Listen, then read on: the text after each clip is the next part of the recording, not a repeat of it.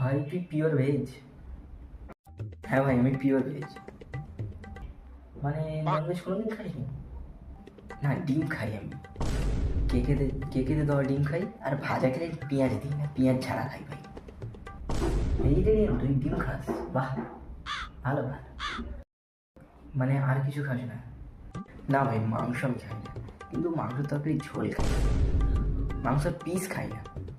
হ্যাঁ, মাংসের ঝোল খাস, মাংস খাস না? আরে খাস কোথায়, বাড়িতে খাস? না না না, বাড়িতে খাই না, বাড়িতে সবাই পিওর ভেজ, খেলে আমি বাইরে খাই।